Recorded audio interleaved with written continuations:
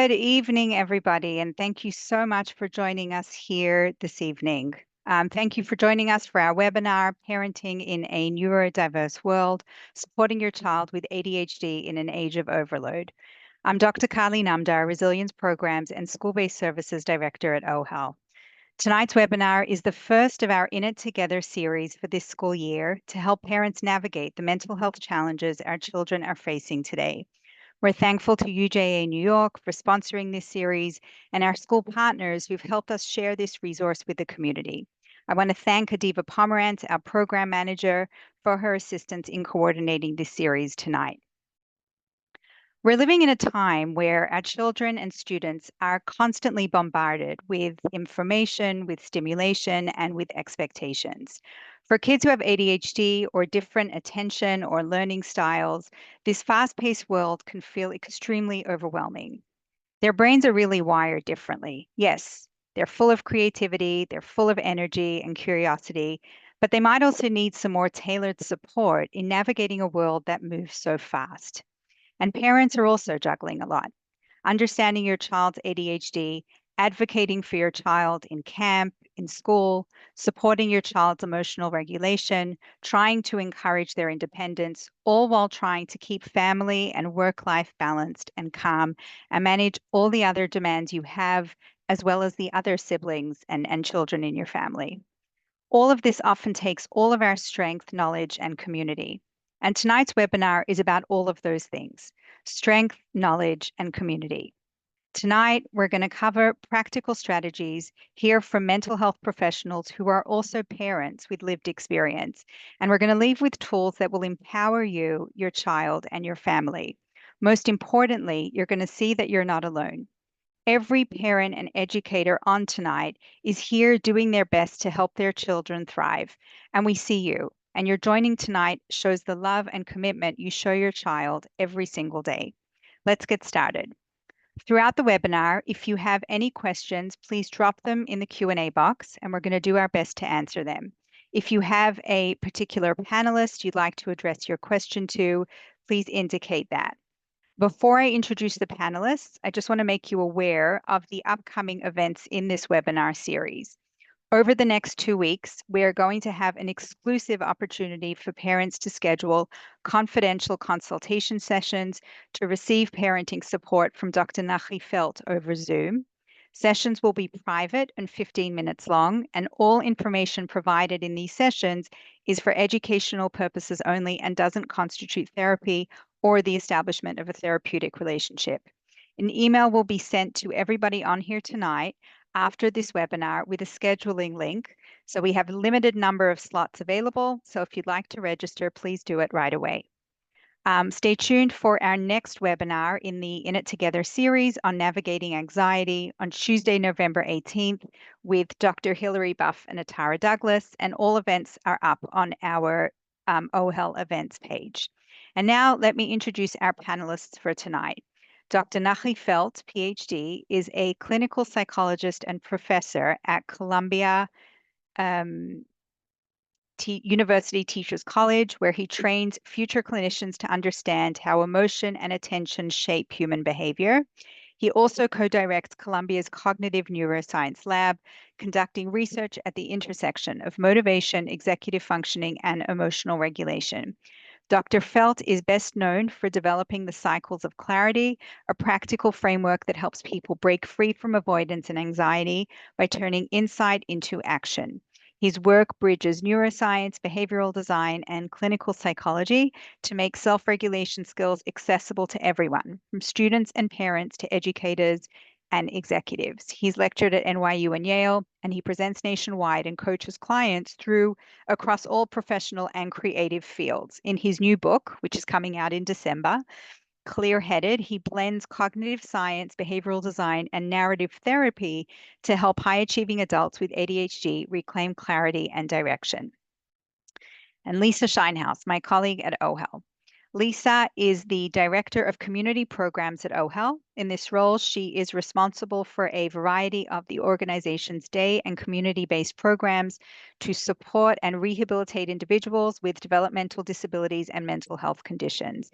Every day, Lisa aims to empower individuals with disabilities to achieve their goals. Her responsibilities at OHEL include supervising staff to ensure that individuals with disabilities receive quality care and support. She also leads and participates in several external committees to ensure agency quality assurance, the enforcement of new policies and procedures, and support ongoing agency planning. As a mother to a child with ADHD, Lisa often provides her perspective and best practices to media publications like the Jewish Press and writes a blog for Psychology Today. And she's also appeared on the podcast, The Accidental Expert. What we are going to do now is I am going to hand the webinar over to Dr. Felt, who's going to give us a brief presentation. Then we're going to move on to our next panelist, Lisa Sheinhouse. And what I just wanted to mention is that in the chat, we have posted a link for you to a document that Dr. Felt will be referring to. You're welcome to follow along with it as he presents, and we'll also be sending it to you after the webinar. Now I'm going to hand it over to Dr. Felt. Thank you. Thank you again. I really have so much appreciation to OHEL for bringing me out and really being the people that brought me, I guess, into the light. And I have tremendous gratitude and appreciation for everything you guys do for the community. It's really a pleasure and a privilege to be a part of this.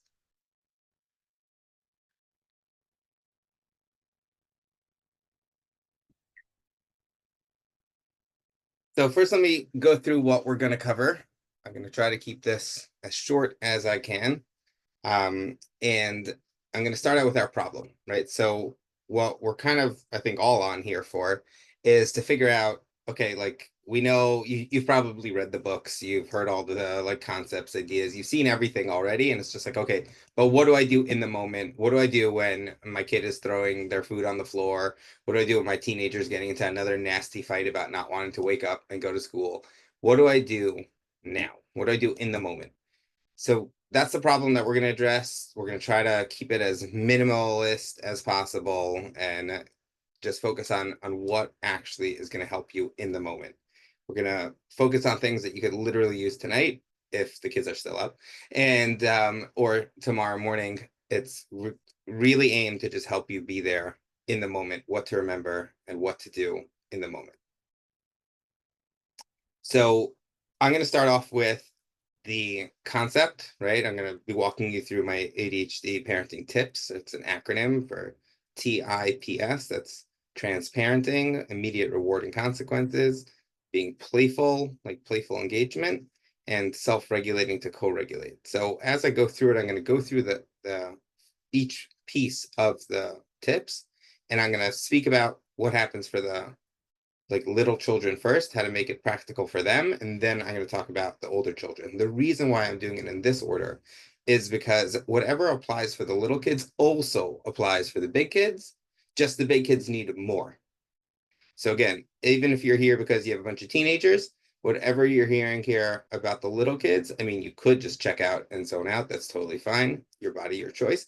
I'm just focusing on that it is helpful for you from an attachment lens to recognize that anything we're talking about for little kids is also helpful for big kids. The two themes that you're going to notice throughout this is that for little kids, we're going to be focusing on containment and consistency. An example of how containment's real, even for bigger kids, is that like we all want that. We all want this emotional containment to feel held, to feel like there's a space for us in every relationship we're in. We're looking for that space. We're looking to be held. We're looking to feel safe. So it's not just a little kid thing. It's just much more important to focus on for little kids because they can't articulate that yet. Again, this is also true for big kids and even for us. The big kids, the theme that we're going to see here is going to be clarity and relational trust. It's about the relationship. It's about what's happening between you guys. I'm sure you already know this. I'm just going to highlight it throughout the tips as we go through it. Again, everything I'm saying here is probably not new. It's all things that you've for sure heard of and are probably doing. This is just how to kind of enhance it, just to drop better, make it a little bit more consistent, and more importantly, to give you just a little bit more confidence that yes, you're doing a good job, keep it up. So throughout this, you could just keep checking on that like hand out the sheet if you're able to access it. I did that so that you could, even if like you space out or a kid gets up and you have to go put them back to bed, you could just kind of catch up to where we're at. It's also super helpful that like if you see it around on your kitchen counter in 2 weeks from now, you can be like, oh, right, yeah, that thing. So that could also be like a helpful reminder. So that's just great to have. Feel free to print it out.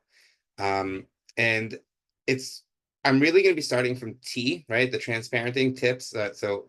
But the most important one is the last one, the S, self-regulate to co-regulate. But I couldn't, it just would have been weird to call it STIP. So I put that one at the end, but really it's the most important one. And I hope to spend the most time on that. So here's our first tip. The first tip is transparenting, which is transparent, right? Being open with your child, being clear, being honest, being real, just kind of sharing with your child what to expect, right? What to know. Like for little kids, it would be as simple as, okay, we're all going to the zoo now. Make sure that you have your shoes and a sweater, right? I'm gonna come around and ask you if you have your shoes on or if you need help getting your shoes or where your sweater is. Right, then we're going to get into the car, right? You could bring a snack if you want, so make sure to get your snack after your shoes before the car, right? See how I'm setting up the kids, not when they're in the car now saying, Mommy, I'm hungry, right? I set that up, right? I prepped it. I'm being very transparent with you. We're going to be in the car. If you want a snack, take a snack. You're going to need shoes. It's going to be cold, so take a sweater. Just being as open as possible, kind of sharing with them like the rationale, like why am I doing this? Why am I telling you that? Being real, right? It's cold and I don't want you to catch. It's just like simple, right? It could just be as simple as that. If you want, you could pretend that you're really kind and say, because I don't want you to be cold, right? But like the idea is to just be very open with the kids, right? Using the past and the present, right? Like I remember last time when you didn't take a sweater and you were very cold and crunchy, right? And prep. Leave shoes by the front, right? I'm sure most of you already do this. You either have a mudroom or a closet right by the door, or you have a place that like you put everyone's stuff. But like those things that are always getting lost or they always need, have a set place for them, right? That's something that's just very helpful, and you be very open with the kids about that, right? Having sweatshirts in a place that's very easily accessible, like the basics, right? Even like suppers, right? Leaving cereal easily accessible for your teenagers who, Mom, I can't believe you made chicken again. Oh my God, right? But having food, having things prepped. There's tuna fish in the pantry. You can take crackers or tuna fish. It's always there for you, right? I'm leaving you stuff that you want. Hey, I'm going to Costco, right? I'm making an order now. What could I order you that you could have as like a go-to staple in case you don't like whatever we're serving, right?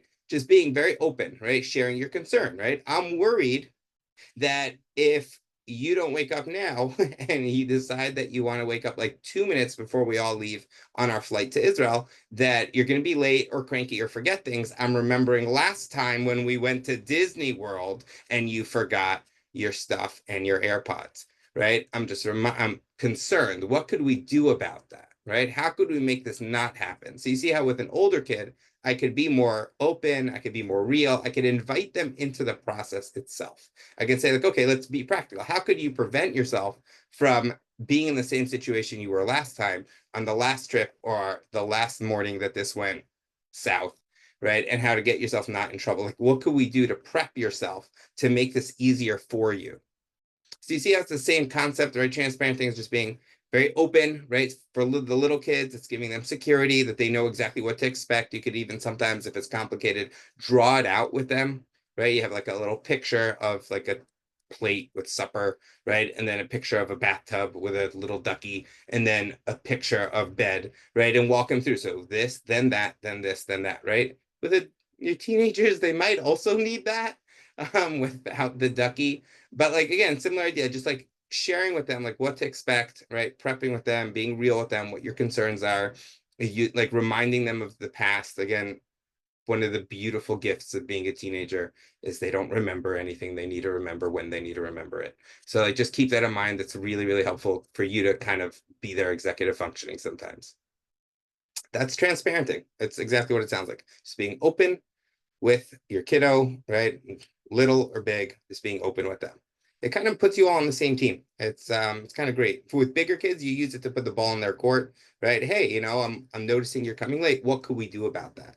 Right? Or that you've been having a lot of attitude with mom, right? Could we talk about this? What's going on? But just being very open, right? I'm concerned that you and your sister are fighting way too much. What can we do about it?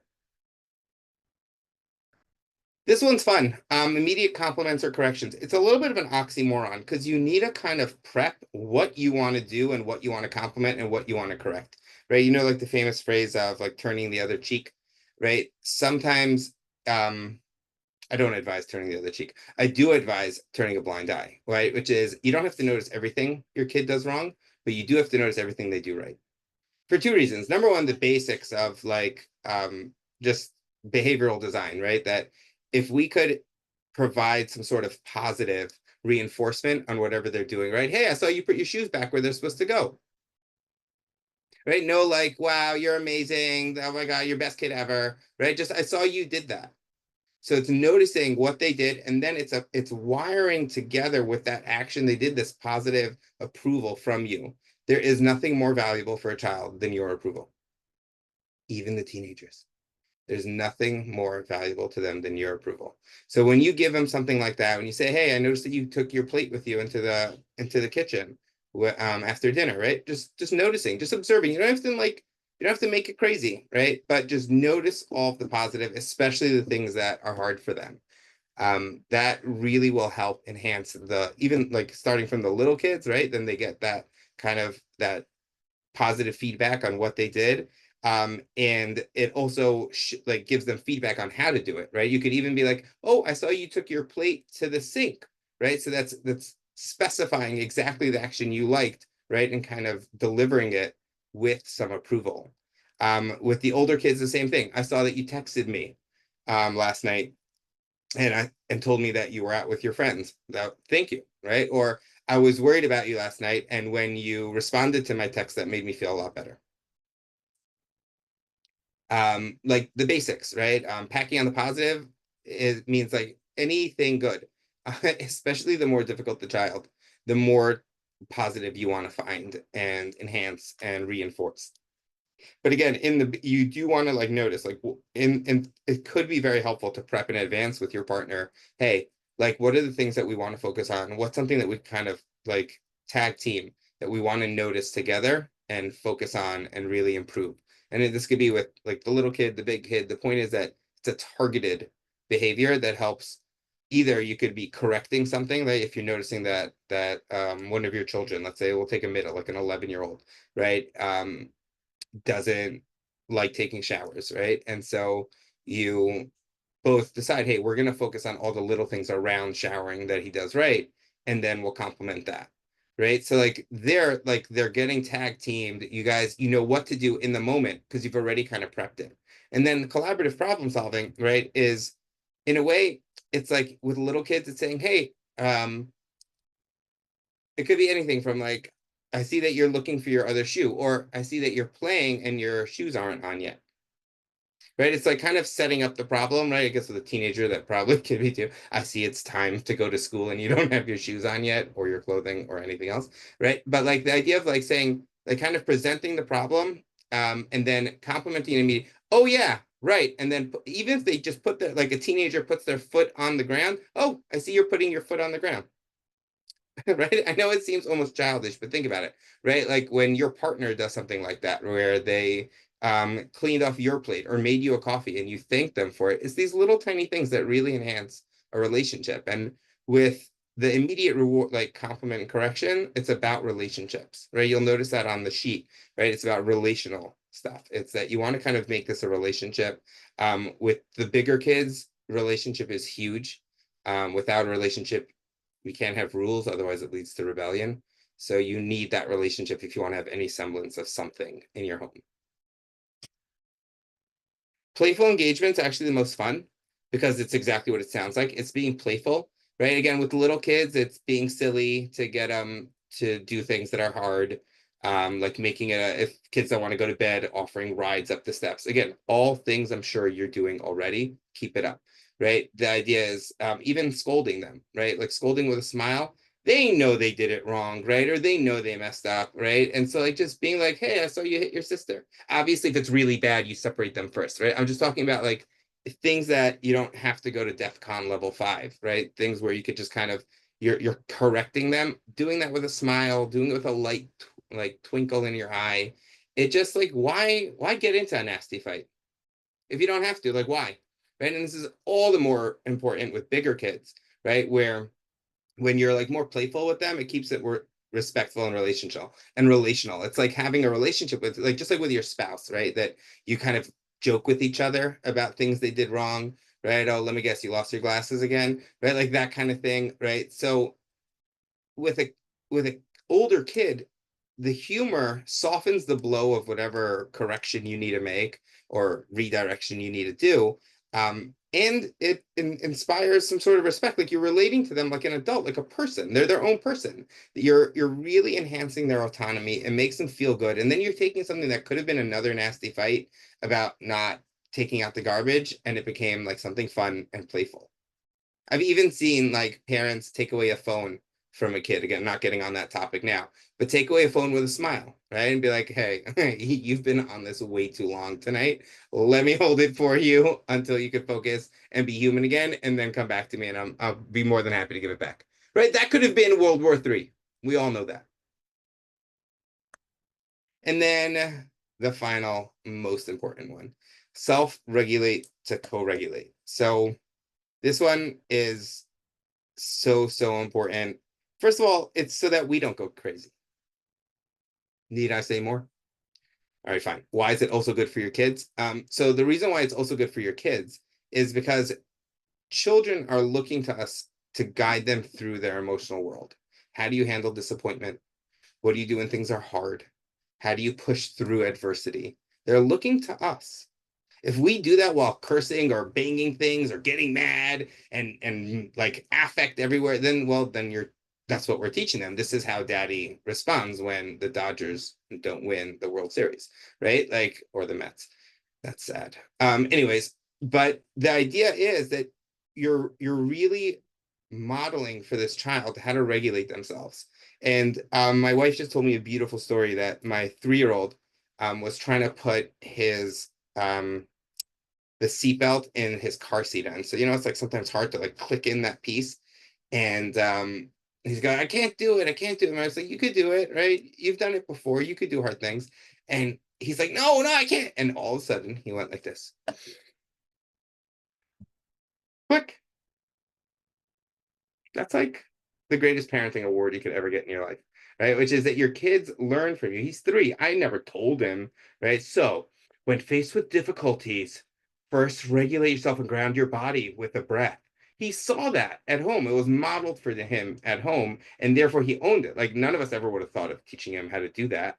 We should have probably, but right, they'll pick it up. Your kids will pick up how you respond to things. You'll see it maybe in your older children, the way they kind of parent the younger children, right? You see them kind of using your own language. They're picking up everything. So the more that you could regulate yourself, the more they will regulate themselves. Um, it's also important just to keep in mind, especially with little kids, right? That sometimes if they're not able to calm themselves down, it's probably a lagging skill, like they just don't know how. All the more reason for us to kind of go into teacher mode and really kind of break down the little micro steps of what it takes to calm yourself down, like showing them to like either squeeze something, right? Or that they could hit the couch if they want to get out energy, or run up and down the steps, or to take cold water on their face, or to take, like Jack, right, a deep breath.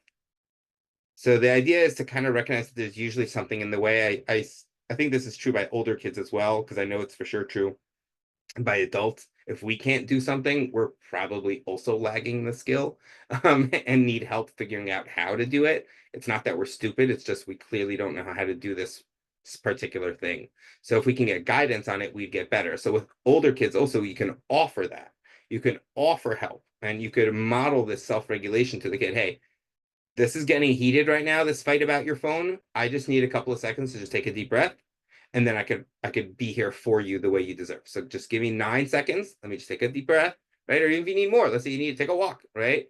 But the idea is like, hey, I just need a little bit of space. It really is building on the first 3, right? Because it's using transparenting. It's kind of being real and open with them, and kind of saying to your bigger kids, like, hey, like I need to regulate myself. And the gift that you're giving them is that vulnerability that now they could take a space to regulate themselves. Told you it would be short. So this is what's next. We're bringing this to Lisa. She's going to show how to apply this in real life, which is always fun. Lisa's a rock star at that. There's going to be some real life scenarios that we're going to discuss after that, and then finally question and answer. Obviously a plug for the book, but thank you, Dr. Namda, for already mentioning that. Woohoo, yay. And feel free to reach out for anything and anything. I'm just here to help. Thank you so much, Dr. Felt. That was phenomenal. And it's really great that you've all got the handouts in the chat to follow along with, and we're going to email them out to you tomorrow as well. Thanks for such, wonderful practical tools. Now we've got some questions for Lisa, and I just want to encourage everybody who's on here tonight, if you have any questions at any point throughout the webinar, just drop them in the Q&A box, and we're going to try and do our best to get to all of the questions tonight. So, Lisa, knowing what you know now, after all of these years of being, professional in the field and also a parent of a child with ADHD, what would you say to your younger self?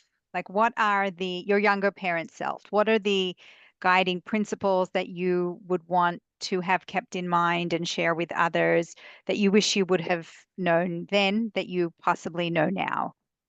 I think the first thing that I would have told myself is every day is not going to be perfect. And even when you try to be the best parent you could be, there are days you're going to need to regulate yourself or walk away or not engage in a battle, and to give yourself some grace and knowing that every day is not going to be wonderful and you're not going to be a rock star parent all the time. And there are days that are just going to be hard, and that's okay. Go hide in your room, go take a shower, go for a walk around the block. Sometimes you just need to take time for yourself in order to be able to teach your child what to do or how to stay calm and all those things that Dr. Felch has talked about of regulating yourself so that your child could learn to regulate. So that's number one, I think, for me as a parent, is knowing that every day wasn't going to be wonderful, and it's okay to forgive myself that I wasn't the world's greatest parent. The second I think I would say is that you need to kind of teach the village around you things about your child and ADHD and how your child thinks differently. If you come from a large family with aunts and uncles and grandparents, and everyone has an expectation of how children should behave, and your child doesn't act the exact same way everybody else's kid does, you don't want your child to be ostracized because of that. And you need to kind of teach everyone that your child thinks a little differently, or why you're so careful about, bedtime and bath time and all the routines and the structure that you put in place, because they're so necessary for your child. And you're not just being a rigid, crazy mother, you're doing it for a reason. And it's what keeps your child balanced. And, you know, it's going to be okay. You know, my daughter is a young adult at this point. We've made it through, and there were days we probably, might have killed each other or wanted to kill each other. And she will tell you right now that she thinks I'm her best friend. So days will be hard, but it'll be okay in the end. Okay, thanks for that. I just want to, we have some educators that have joined us here tonight. This webinar is for parents, but we've also opened it up to educators. And one of the things that we haven't spoken about so far is working with your child's school, right? What would you say was most helpful for you in working with your child's school? And what would you want other parents to know? And Dr. Felt, if you feel like you want to add anything in here as well, please do. Yeah, what do you want to share, Lisa? There were some schools that my daughter was a part of that were wonderful, and some schools and teachers that may not have been the best fit for my daughter. And I think the first thing I would say is don't try to fit your child into the box of the school that, your other kids are in, or that people in the neighborhood are in. Find the right school for your child and what's needed for your kid. I wound up pulling my child out of the school she started in, and thank goodness we did. She never would have survived, high school had we not done that. But also important, I am a professional as well as a parent. And I think it's so important to remind the teachers and the principals that you are not the expert on this child. The parent is the expert on this child. And as much as you may know about a kid with ADHD or a kid with learning disabilities or kids with anxiety or other things that you've experienced in a school setting, you don't know this child like the mother and the father and the siblings may know. So there are times in my parenting journey where professionals in schools told me to do things that as a parent and a professional I knew were wrong, and I would push back. Sometimes I didn't push back, but one of those advices I would give myself from 20 years ago is maybe push back more, remind the parents and the professionals that I know what I'm doing. And there were times that there were, punishments that they asked me to give my kid that were just non-functional and weren't punishments for her.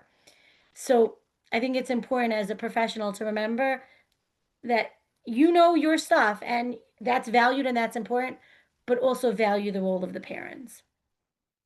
A great point. I often say that I have a PhD in psychology, but you have a PhD in your child. Yeah. I mean, obviously the best case scenario, and somebody just posted this comment to us panelists here, is that, as a professional, often people will beg parents to be transparent and to be open with the child's school. The most ideal situation is for the parents, the teachers, everybody to be collaborating together. And if there's a mental health professional or other support professionals that are working with a child, for everybody to be on that one collaboration team. But it can be very challenging at times. And I do think that, there's more that we can do to close that circle and have everybody working together. I want to just pose, there's a number of questions that have come in through the chat. And we're going to do our best to try to get to these questions. How do we help a child to regulate when they see that a parent may be struggling with their own emotional regulation? And this question relates to a 12-year-old child. What advice would you give in this particular situation? And, another question that's also come in is how would you help a child learn to regulate when in the home they're seeing one of the parents chronically not regulating? Tough question.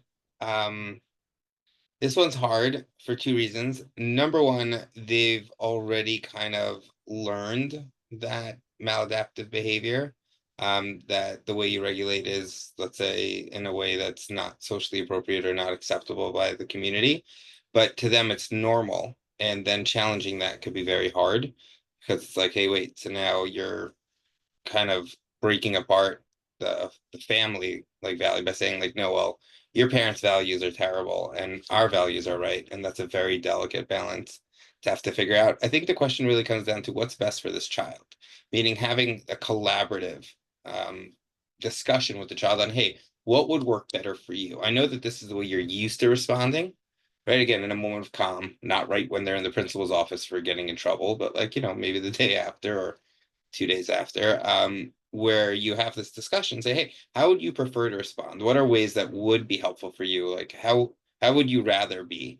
If this is the professional or the educator, right? You could talk to them. How do you want to respond here in school? Almost like separate, like it's two separate settings. You do you at home, and home's different. I get it, right? But how would you prefer to respond here? What would work for you here? And again, use the past. Like I see that when you lash out at other kids, it's not really making you so popular, right? Like that kind of thing. Or how's that work for you? And if you're the parent, you could own up. I think that's such a beautiful gift of like so refreshing. That like, yeah, I'm struggling with this also. And because you have my genes, you and I also be struggling with this. We're in this together. What could we do to help each other? Right, right. Exactly, exactly. We have so many questions that are coming in here. It's really wonderful, and we're going to do our best to try to get to them. I just want to mention one thing. We spoke a little bit about the school. There was a question here coming in, asking about. I'm just getting to this question. Sorry. We mentioned, we spoke about partnering with the school, parents, and mental health professionals all working together. But how do you balance that while maintaining the child's confidentiality with regard to the mental health professional, because at the end of the day, the child might be working with a mental health professional outside of school, and the parent might be engaging this mental health professional or other support professionals outside of school. You do want to maintain your family's and your child's confidentiality. However, at the same time, your child is going to school, spending 8 hours of every day in school, and you want to be able to set them up for success. So, what would be ideal to help balance that? So one of the things that I did, and even, in my professional capacity, is we share the information that is necessary in the school situation of what that kid needs to make it through the day or what support the teachers might need for that. And maybe they don't need to know everything that's going on at home between the siblings or the father and the mother, of something that's going on, unless it's directly affecting the child in school. And I always found when I worked with, my daughter's therapist or her psychiatrist at the time, when I had them speak to the school, it was to give specific behaviors and interventions that they should be dealing with when she acts a certain way in school. Mhm. So if she was, sitting on the floor when she should have been in circle time or whatever, how they would deal with it, to give the teachers tips on how to deal with it. But it didn't matter if she was going bonkers in the house, because that shouldn't affect them in the school situation. So we tried to maintain her dignity of just how to deal with what was going on in that setting versus going on anywhere else in her life. Which is also Right. why it's important. I love this dignity piece because it could also be important not to share the diagnosis with the school. Again, you have to know your school and the teachers that you're working with. Maybe one year the teacher is a good collaborative partner, the other year they may not be. Ask other parents about the reputation the teacher has.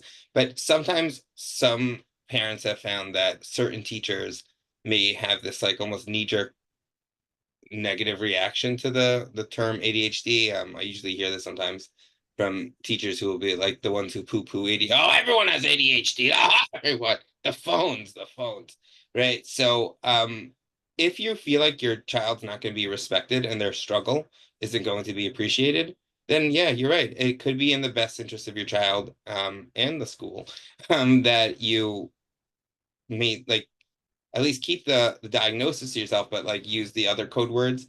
My child has a lot of energy or needs to be stimulated. Could you put them in the front? Could you put him in the front of the class? Or she loves being involved. You could use those. And again, a smart teacher will pick that up right away and will hopefully be able to attune their teaching to that child. But really, you're the one with the PhD about this kid. You know the kid the best, and it's your call. It's your shot, and you decide on what you want to share and how and with who. Yeah, I'm just going to put on my hat for, I've worked with many schools over the years, and through OHEL now we work with many schools. I just echoing what Lisa mentioned and touching on what you said, Nachi, I really feel like children were most set up for success when collaborating with parents and outside professionals meant that it was focused on concrete strategies of how to best support my child and set my child up for success. And I would love to take it even a step further. We really need to go that one step further of helping the children advocate for what they need, right? So helping the child, if the child has, let's say, a particular diagnosis, helping the child understand this is what I struggle with. And these are my, because I have this struggle, these are the tools that I need. These are my superpowers that help me succeed on a daily basis. And we can have the kids learn to advocate for themselves. I Love. think, yeah, I think if we take it that one step further and have the kids know their strategies, know their tools, while we also have, the outside professionals or us as parents share those tools with the teachers, that child is going to know that, when X happens, this is, why what I do next. And that really helps things come full circle. Right. I'm good. And Yes, can I just Lisa. add Okay. to that? I think that's Yeah. why it's so important, number one, that your child knows their diagnosis, even if it's not the word ADHD, it's what their issues are or challenges, so that they can advocate for themselves. But also doing that, it builds such a level of confidence in a child. I know that my kid was like the most proud child to say, I have ADHD. I need to go sit and take my test in the other room. Sorry, you can't make me sit in here. Did she always say it in the most appropriate and polite way? Probably not. But she always was able to do it because we never hid from her what her challenges were. As opposed to people that, sometimes I speak to families now at work, and I hear parents, oh, but we didn't tell her. Oh, he doesn't even know he has autism. But then he can't advocate for himself if he doesn't. Right, right, right. Okay, so I want to just segue the conversation a little bit. We're going to get to more of the questions and keep rolling those in. It's great to see we have such an engaged audience. We've spoken about the school. I want to touch a little bit on siblings. Okay, there's so much attention is often focused on the identified child, right? The child with ADHD or the child struggling with whatever they might be struggling with. And how do we make sure that other children in the home are not ignored or are not feeling like they're constantly picking up the slack for the child that has ADHD? Any advice, Nachi or Lisa, that you could give on that? Yeah, being open to some degree. Again, obviously use your judgment on what you share, even with siblings, and how you share it. But being open with them, being collaborative, like, hey, like if you sense that a sibling is feeling like they're not getting any attention, which again happens to all the good kids, they just like kind of get washed under the rug, and it's almost like the punishment for being so good, is to lean in and say, hey, I noticed that like sometimes a lot of our attention goes to this child. What could I do? Like, how could I connect to you? How could like I be there for you? And scheduling private time. Maybe even pick up the good kid from school every now and then, go out for pizza. Like if they're a good kid, they'll probably be fine even if they miss 20 minutes of social studies, like they'll be all right. Right. But trying to make up for it and show this child that, hey, you're special to me, you matter to me. And I get it. I get that there's a lot happening here. I think again, the transparency is really, really helpful. Being collaborative is also very empowering and touches on what you were saying, which is encouraging your children to advocate for themselves. Like, hey, if you feel like there's something that you need, right? Be like, just let me know.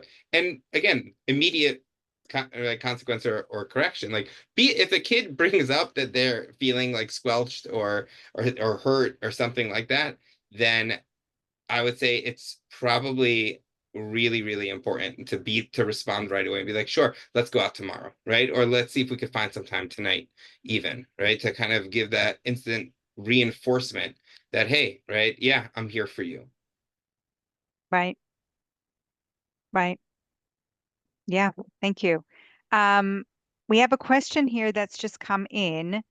I'm trying to wade through. We have so many questions coming in here. Just a second. Okay. How do you advise parents, especially those of neurodivergent teens, to balance accommodation and self-advocacy with accountability? But basically, in other words, how do we support our kids' needs and our growth without unintentionally sending mixed messages and lowering our expectations? What a great question. That is a great question.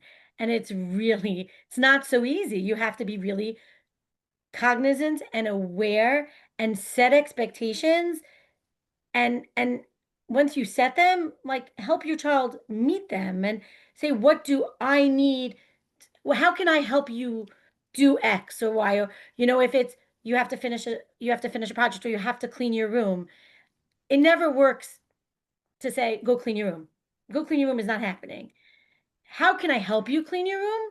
Or let's take 20 minutes together. Let's map it out and then we'll get it done. But if you don't, but you can't just walk away and say, all right, bye. Because if you walk away, those expectations are not getting met.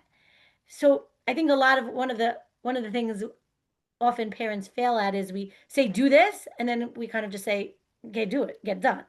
But sometimes our kids don't know how to get it done. So you need to guide them and you need to be the teacher and help them to get it done. And don't just let them say, and this is so important, don't let them say, yeah, I can't do it. Yeah, you can. Let's figure out a way to make it happen. Don't let them say in their advocacy for themselves of, yeah, I can't do that. I have ADHD. Sorry.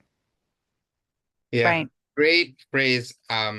That might be triggering for some folk is how to move your kid out of that victim mentality. And the way to beat being a victim is by being victorious, right? Giving them wins, helping them break things down so that they're kind of going on like a success snowball where they could do one, right? Pick up 3 things from your room, then get back to me. Right? That's a success snowball. That's not saying, oh, you have ADHD and therefore you don't have to clean your room, right? But the idea of just recognizing that the way to beat being a victim is by being victorious, is by having wins, having successes. Empower your child to create those successes so that they can have those expectations also. Right. Okay. I want to just move over to think about a scenario that often comes up, right? I want to just paint a picture for a minute. Phones and electronics are really so much a part of our kids' lives, and often in our families, we use, losing your electronics as a punishment for kids. And it seems to be often like the go-to strategy. You're acting out, something's going on. I'm taking away your phone. Is this a strategy that works well for children with ADHD? The idea of taking away a device, taking away their phone, and just in general, the idea of, digital distraction. Does technology work for or against children with ADHD and neurodiversity?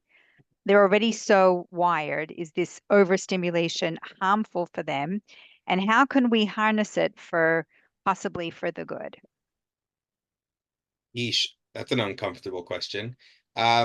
I guess it starts with looking at ourselves in the mirror. How helpful is it for us? Meaning, when we recognize how technology is a tool and we could either use it to enhance our relationships, to be more connected, then we really have to ask ourselves, am I using this tool right? And in the same way with our kids, right, is really the same problem. Are they using this tool right? What do we expect from our kids? What do we want from our kids? I would say that before you do anything with technology with your kiddos, is being open with them, being transparent, like even really young. Like kids are not stupid nowadays. Like my 3-year-old could get into my phone faster than I can. But the idea of like being open with them about what a phone is, what's the purpose, why you're against the phone. Meaning a lot of times we have to zoom out and realize, is this just because I'm annoyed that my kid is on their phone all the time, right? And that's why I have this like deep anger and resentment towards it, or is it because I actually sincerely care and want to help this child connect to me? Because if I take away the phone, but I'm still not connecting to my kid, then what am I doing? Was that just a punishment, some punitive lashing out at my child, right? And that's a real tough, uncomfortable question to ask for ourselves. Like, how am I relating to their technology? Am I using it as a tool to beat them up with? Or is it something that I'm using to help them learn to navigate their world with, to recognize that there's a function for it and they have to choose and decide and determine what they want with that tool? And if I could add, for me personally, I would say, as a punishment, I try to feel like natural consequences in life are a better response when there's something going on. And unless you're using that phone in an inappropriate way, then I wouldn't necessarily be taking the phone away. Um, if the child hit their sibling, then taking the phone away is not necessarily the right response. You know, the like I'm a big the punishment should fit the crime type of person. Um, and unless they use that phone to actually whack their sibling, I probably wouldn't have taken it away. Um, I have at times in my life, and I've only had to do it twice, is cut off phone service. I think, Carly, I shared this with you. Um, one of my big rules is if you have it, it's so that I could find you and use you, and get you when I need you. And if you're not going to answer when I call you or text you, and my kids are, older, then you don't need to have your phone. If your phone For me, it's the purpose of I know you're safe. So if you shut off your Find My iPhone and I don't know where you are, or your Life 360, or you don't answer when I call you, then I don't need you to have a phone and I will shut your phone off. That gets a kid back in this house so fast, I can't even tell you. Had to do it twice in my life, and both times this kid came running home faster than I shut the phone service off with T-Mobile, which, if I may make a joke, they really did. Like when I called and said, "Can you shut off the phone service?" They're like, "Why?" I said, "Oh, teenager. Okay, no problem." As if it was a perfectly normal thing that parents do this on the regular. But unless you're using so I can't see it as a punishment for just, everyday problems. I also want to add that there are so many good things you can use it for, whether it's, if you have a child with autism and they're using it as a communication device. We use it a lot for timers and alarm clocks and things like that, because otherwise we don't get anywhere on time. So, as you said, Nachi, use it in the right way. And and I am very guilty of being that parent who's on my phone and my kid will try to have a conversation with me, and I will always get from all of my children, "Ma, you tell us to get off our phones and you're on your phone."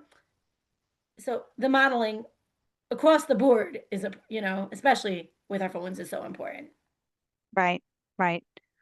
Okay. All right. Thank you so much. I just want to, address this question, Dr. Felt, more to you. What do you think? I mean, I know you work with many, many children and adults with ADHD. What do you think that children with ADHD want the adults and friends and siblings and educators in their lives to know? Accept them.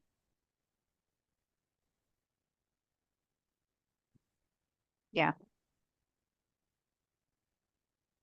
Probably the same thing we want, right? Like, I think they want to know that I'm willing to work hard. I just need to know how. I have this cute little thing in my book, which is my theory of productivity, that energy equals motivation plus clarity squared. To get it, E equals MC squared. And the idea is that kids want to do better, but if they don't know how, it's very hard for them to feel that energy to do it. So like little kids, big kids, humans want to do better. They just need to know how, right? And if they don't want to get better, right, then they want to learn how to get better. They need to see how that's in their best interest. And so like that acceptance of the fact that they're not bad, they're not broken, right? Just because you're neurodiverse doesn't mean that you have a problem. It's not a disorder. It's just different. Your brain's different. And I think what I would have wanted when I was a kid and what I appreciated that I got when I was a kid, were those adults in my life who seemed to care and seemed to get me and to appreciate all of me, not just the fact that I was always interrupting them. Right. Right. Thank you. Thank you for that. I want to just honor, we have a number of questions right now in the Q&A box, but I want to honor, we had several people that emailed questions over to ask at the webinar. So I'm just going to read from the question that we had. I have a 17-year-old boy with ADHD. He is not on medication because so many of the medications didn't agree with him and he refuses to try anymore. He is dorming. He is away for yeshiva. I mean, this could easily apply to, a student who's gone off to college and is dorming for college as well. And the child is coming and going home alternate weeks. His stuff is completely disorganized. He leaves his things at home or in yeshiva, and when he leaves, his room looks like a disaster. He refuses to have help with packing, and he wants to do everything on his own. He's a happy-go-lucky kid, but he's very stubborn and he's completely disorganized and only remembers what he needs to take back to yeshiva as he is leaving. He's chronically late and making people wait for him and then gets annoyed when other people try to help him. Any suggestions for how to help deal with this for this particular parent? Lisa, I think you would have a really good crack at this one. Did I? Um, I I think just go back to what Dr. Felt said in the beginning is have a conversation with him, like not the second he's running out the door and he's late, is having the conversation of, okay, what do we need to do to make this work for you? This is not working. So do we need to make a checklist? Do we need a reminder? I know when my daughter packs to go somewhere, I just send her a text with all the things she needs to pack, because if I watched her pack, I would have a nervous breakdown and nothing would get in there. I'm a very type A personality and she is very not. And I had to learn to let that go a long, long time ago. So also as a parent, figure out what's really just bothering you as a parent versus what's real and what needs to happen. If he's happy and he doesn't care that he lost a t-shirt somewhere along the way, is it the world's biggest issue or is it your issue? But if you want him to take 20 shirts with him, make him a list. Say, I'm going to just send you this text. You do you with it. If you take everything, great. If you don't, that's going to be on you when you're missing something. But I think we as parents have this need to make everything perfect for our children, Mhm. and we cannot. So maybe at some point, there are some natural consequences to he's missing something, he lost something. He's going to have to figure it out, especially if he's dorming on his own. And just to add to the first part of it, if you really feel that medication is something you want to pursue with him, then sit down and have a conversation with him and talk it out and be real and say, do you think this could help you? And maybe this didn't work, but maybe this help is helpful to somebody. There are swabs they can do of people's saliva to see what meds are a better match. And maybe you'll find something better for him than stuff that he was on already. But Right. definitely one thing I would highly recommend, right? And Lisa, you knocked it out of the park, is not to clean up his room. If it really bothers you, just close it, right? Like if we're rewarding the behavior, it's definitely not going to get better, right? So like certain things, like I love that Lisa keeps saying like natural consequences. Like if you're going to leave your room a pigsty, it's going to stay a pigsty when you get back. Yeah, you might not find stuff. Yeah, you might be missing stuff. But I really, really like that point that you made, which is if they're happy with their dysfunction, leave it. Their Interesting. problem, their life, let them do their thing. Now, a lot of times it's the parents' anxiety of like, oh, but what's going to be? And then they're never going to pull this. How they're going to get married and then have kids and just be totally dysfunctional and homeless on the street? Maybe, maybe not. Most of the times, kids will turn out okay. They're good kids, especially if they have good parents. If you're a good parent, your kid will probably be okay, right? If you're not a good parent, well, yeah, you should have stuff to worry about. But most kids, like if you're here and you're watching us, that means you clearly care and you're a good parent who's trying to get better. So this means that your kid has good parents, they'll be okay. Right. Right. For Dr. Felt, we have a question that just came in. Do children with ADHD need therapy if they don't want it? Which is a great question. And also, what specific kind of therapy would you recommend for children with ADHD? Great question. And just gonna answer in general, I don't think everyone needs therapy. In fact, for some people, I think therapy can be really bad. Becomes like a little echo chamber and makes them turn into an even bigger victim and that they don't need to do anything and it's everyone else's fault. What I do think is that everyone needs parents or advocates, people who are there to help them, people who are there to kind of encourage them and push them like a best friend or a coach. I would highly recommend coaching. I would highly recommend that the parents kind of like what I do is I help deputize parents so that they have the skills to teach this child. You have the relationship with the kid anyways. You're in the same house anyways, and you're already paying millions of dollars for this kid anyways to just house, like clothe and feed them. So like you're getting the salary, I'm saying you're paying it anyways. You might as well take advantage of that time as their parent, as their advocate to become someone they could really rely on, and instead of just being their police officer. Of the therapies that I would say like are effective for someone, it's a therapy that is a good match, meaning where they get along with the person, they feel respected and understood by their provider.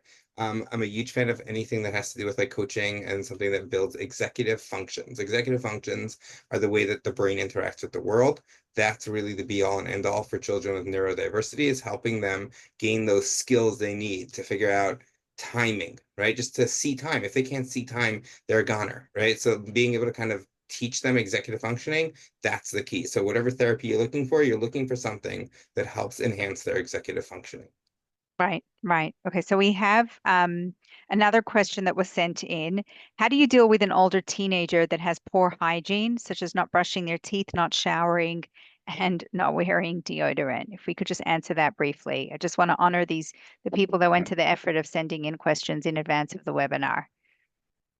That one's really tough and could be done with respect and being very open, right? Like sharing. You could even like use disclosure if you want, like when I was 12 and I didn't know about it yet, or like that kind of thing. And no one taught me about deodorant until I noticed other people like not hanging out with me, or it's hard for me to be around you when you smell, right? Do you want a mint, right? Like again, with respect. And I know it's so hard because it's so annoying, right?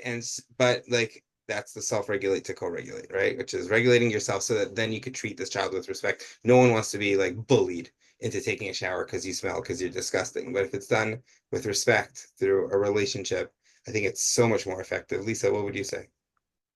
No, I think it's so important and to be able to show the child the why and the why it's necessary to shower, brush your teeth, put on clean clothes, do your laundry, any of those things, but also asking what's getting in your way? Why aren't you doing this? Is it so hard to put deodorant on? Is it sensory uncomfortable for you? Maybe let's get a different one. Let's get it one with a different smell. What can we do to make this better and easier for you? Well, And it's going to be an uncomfortable conversation.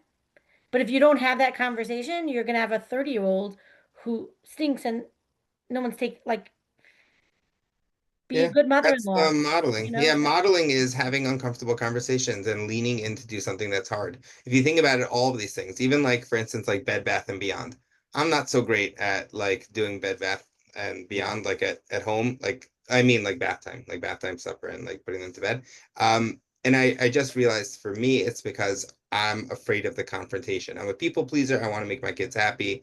And I don't like the fetching that comes with it, you know, the crying and fighting and pushing back at me. And so like I kind of shy away from it and I'm always so relieved when my wife does it. But at the core, right, I need to lean in, right? This is my struggle that I need to lean in to be firm, to set those boundaries, to get these kids to bed. It's for their own best interest. It's what's best for them. So the same thing here, when a kid is struggling and doing something that is a little bit kind of gross, right? Leaning in to do something that's hard for you is modeling for your child something uncomfortable. And it really is such a great gift, right? And I love that you brought that up, Lisa, about asking them what's in their way, right? Because that's again presupposing that this person's good and they're great and they want to get better and they're fine and they're not broken. There's obviously something in their way, otherwise they would have done it. Right. There's that phrase, kids do well if they can, right? Raw So screen. Yeah. yeah, Ross Green's approach. So well, I'm looking at the Q&A box. We have so many questions that are coming in here, and with the time that we have left on the webinar, it's going to be a little bit difficult to get to every single question. So what I'm going to try to do is try to combine some of the questions so we can get to the general themes that are coming in, and we can just be responsive. And thank you for being such an incredible, engaged audience. Um, a question that has come in and a few questions that have come in. We've mentioned different approaches. You know, Dr. Felt, you spoke about coaching and other things, and not every child needs therapy necessarily. Um, is it a given that most people with ADHD need medication? And what are the alternative tools instead of medication? Tough question. Um, Not everyone needs medication, but 80% of people would be significantly benefit from medication. It makes it so much easier to then learn the skills. At the core of this, right, is we're talking about lagging skills, right? Ross Green's book, Collaborative Problem Solving, right, which is that the kids don't have those skills. They can't tell the time. They don't have the impulse control. They don't have the working memory. They're not able to kind of do the things that everyone else is doing. So in a way, it's a skill problem. So in order to help them with those skills, it could be a lot easier for them to have a pill to make it easier. And then you could kind of like wind down on the pill. It's like personally what I do for myself is I start out like a really high dose just to get through like those 14-hour days of like school, college, or yeshiva. And now I wound down, if that's the way you pronounce it, because I have so many of the skills and I've kind of incorporated into myself to have a lot of these skills as second nature, a lot of my coping mechanisms. So now I'm on like a third of what I was taking in the past, meaning you don't have to be on meds your whole life. Some kids will grow out of it, but it will make a significant impact. Usually, again, if done right and properly, medication will make a significant impact on your child's ability to have those skills, to learn those skills. And even more importantly, it's the soft skills of like the social stuff, feeling accepted by others, not feeling that they're a perpetual pain, that they're a misfit and that no one likes them and they can never figure out what's wrong, and what's going on around them. Like to me, that's the single greatest reason to give them medications, to help them learn and pick up those other cues and skills that everyone else in their peer group is kind of doing on their own.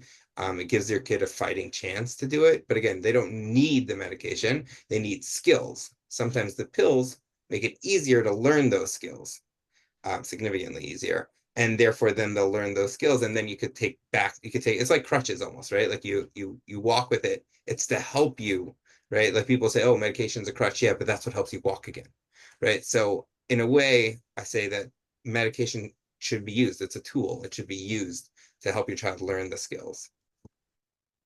Right, right. Thank you for that. Um, Okay, I'm just looking at some of the questions that are coming in. Okay, we have so many here. A question that I have, just a practical question: how do we get children in bed at a particular time every night? Because, you know, there's a child with ADHD who's unable to get up in the morning, and then everything just spirals after that. How do you help kids set up that nightly routine? You have to figure out the nightly routine that works for your family. And if it's this kid has to be in bed by 8:30, then work backwards from 8:30 of how long it takes you take a bath, to get into pajamas, to eat dinner, to finish your homework, whatever those are, and make sure you set up a timeline and a schedule and hang up a picture of what you're doing, of what comes next. Let the kid check it off if that works for them. And stick to your routine. If you don't stick to it, your child's not going to stick to it. And follow through. And if I think I shared this on last year's webinar, but one of the things that we did in our family, because my kid wasn't getting up in the morning, was I started bringing her breakfast in bed and to be able to give her her meds in bed, because that's what got her moving in the morning. If I had to wait for her to get out of bed to eat breakfast and take her medicine, she was not getting out of bed. And our whole morning routine was insane. And I had other children, and everyone needed to be up and out on the bus. And the bus came at 7:20 in the morning. It's not like we had all the time in the world to play the game. Is she getting up today? So, and once we did that, our whole calm changed in the morning. So, and I will tell you that many a professional has told me I was enabled her by doing that. And as a parent, I will tell you, I don't care. I enabled her, but my life was immensely easier because I figured out what worked for me. So, if you have a child that isn't going to bed, figure out what gets them in bed. And for many of, I think our ADHD and neurotypical kids, sometimes you need like a reward to do it, and that's okay too. Have a checklist. Give them a prize.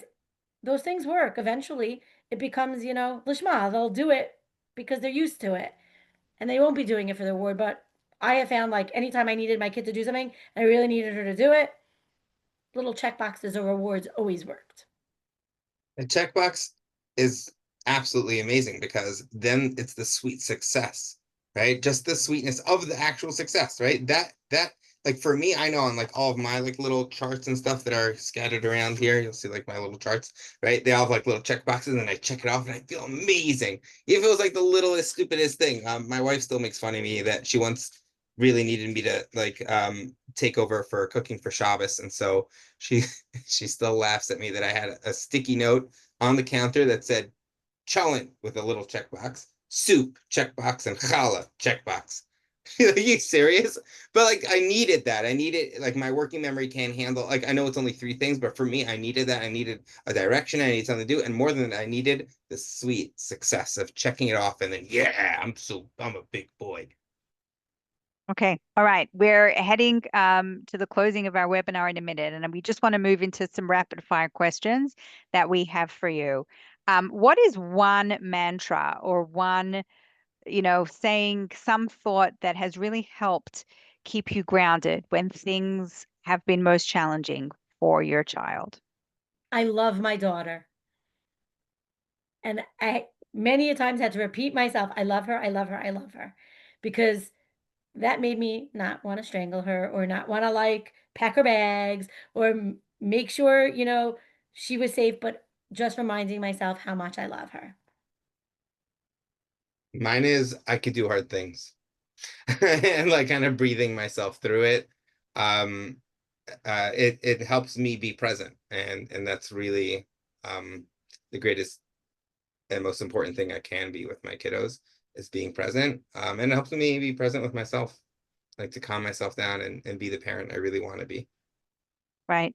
We had a comment that somebody made in our Q&A box, really talking about, not just helping kids advocate for themselves, but really helping kids tap into what their strengths are, and really reminding ourselves of those strengths and reminding them of those strengths, because so often, it seems like the world can be stacked against them. So that's just another thought that another parent here sent in. Yeah, I'm Carly, if just, I may yeah, add to sure, that for a second, I'm sorry, sure, sure. is that, when a kid is in school and they're not the best academically, they feel like their whole world is school and academics and they're not good at it.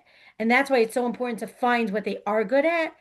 But, going back to the first question you asked me of what I wish I could tell myself, as a parent, like your child will find things that she's good at, who he's good at when they're an adult. And the horror of school kind of dissipates and it disappears and life goes on. So you know what, like my kid's an amazing artist, she's so creative, and that's something I really had to channel a lot when she was in school to show her what she was good at, because studying for math and studying for science, it wasn't it for her. So That's a really good point to whichever parent made that. Yeah. What is one joy that you have from your life as a parent of a child with ADHD? Laughter. They're just so fun. My brother is an OCD expert, and so he does OCD and anxiety, and I always say like my patients are way funner than yours. I like it's funny. I see like 13 to 15 people a day, and my wife's like, I don't know how like you're not tired when you get back home. I was like, I'm alive, I'm exhilarated. Hanging out with neurodiverse people is just so much more fun. Their brains are so much more like unique, different, and like there's always a surprise. And we know that like the like neurology of humor is that surprise, like that something's different. There's always, if you're open to it and you could be calm enough, then there's just so much fun and laughter and joy when you're around kiddos or people with neurodiversity. That is so true. I think for me, like the successes, the little successes are just so amazing. And when I see a child like beaming and happy, because she did something and she did it on her own, or she remembered something, or just something like, that maybe something we struggled with for a while that all of a sudden she finally got. As a parent, is an amazing thing to see. Yeah. And what Nachi said, because that was amazing. Yeah. Do you have a parting thought that you want to share with for parents after all that we've discussed tonight about neurodiversity, about, really setting our kids up for success and all the challenges and everything that comes with it at all different ages? Is there one parting thought you'd like to leave our parents or educators on this webinar with tonight? Be real. Be real with yourself and be real with your kids. That's all that really matters, being real. And I would add to that is just love all your children and focus on all of them, not just the one not this is squeaky wheel, as they say. Focus on, just love them and be happy with all of their successes. Yeah. I think one parting thought that Nachi that you mentioned earlier in the webinar is also that you are the expert on your child, right? The idea of you're the one with the PhD on your child. And I think it's really important to remember that as parents, that your kid may struggle along the way in so many different areas, but at the end of the day, they're your child, you're the expert on them, and you're going to be the one there for them through all situations. So that's just one thought that I'm reflecting on from hearing from both of you. I want to thank everybody that's come to our webinar tonight. After this webinar, you're going to be connected to a survey. If you could please complete the survey, it helps us provide you with educational programming and help us hear what's working and how we can serve you best. And after this webinar, you are going to receive another email with a link to be able to schedule those Ask the Expert sessions with Dr. Felt and a link to the resource that we were referring to tonight, Dr. Felt's tips sheet for all of you. And thanks so much, everybody, for joining and wishing everybody a good night. And thanks for all that you do for your kids. Good night.